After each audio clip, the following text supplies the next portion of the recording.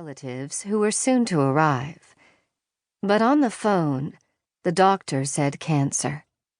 I was 39 years old, and I had squamous cell carcinoma of the tongue. I hadn't even known such a thing existed. What followed were weeks and months of doctor's appointments, PET scans, and a painful surgery to remove a small section of my tongue. Cancer caught early, the doctors told me.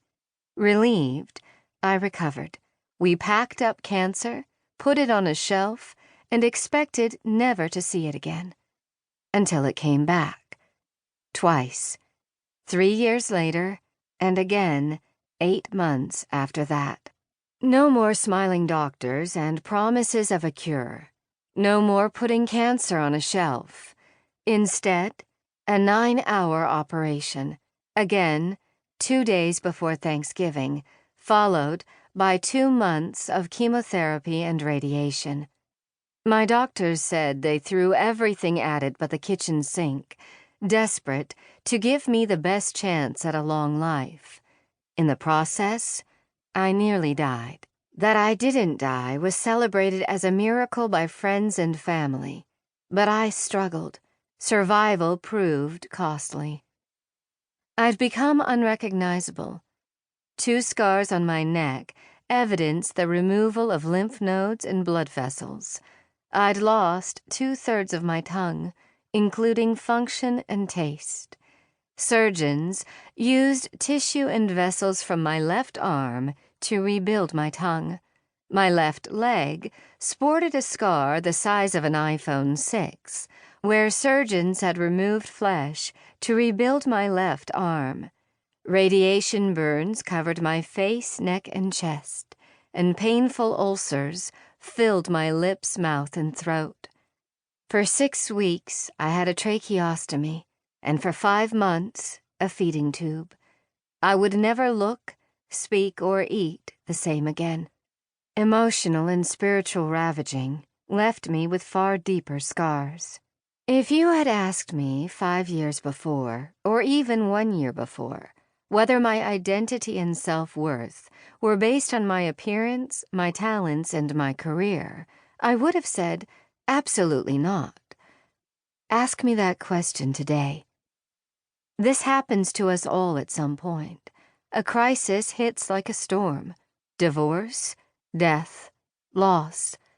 Our stories differ, but the fallout is the same. We lose sight of who we are. We become unrecognizable, and so we struggle to regain our footing, to find our place, to feel secure in who we are. But no matter how we grab for a sense of significance, it remains out of reach. We're not sure who we are anymore, and we haven't a clue where to find the answer. Enter Moses. I've long had an affinity with the patriarch of Exodus, maybe because of his complicated young adulthood, his powerful emotions, and his radical midlife career change. Like mine, Moses' world changed with a call. Unlike mine, his came from a burning bush, a talking burning bush. Check out Exodus chapter 3. Moses, Moses. A voice spoke from the flames. Verse 4. Somehow, even without experience with talking shrubbery, Moses knew to answer.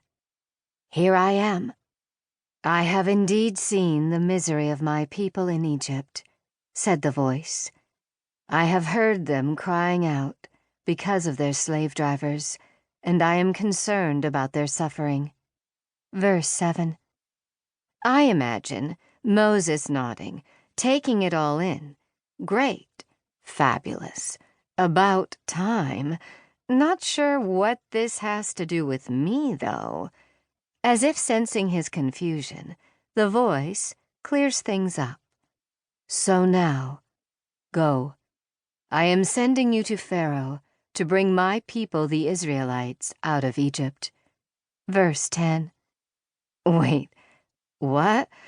With all due respect, Holy One of the hot bush, have you lost your ever-loving mind?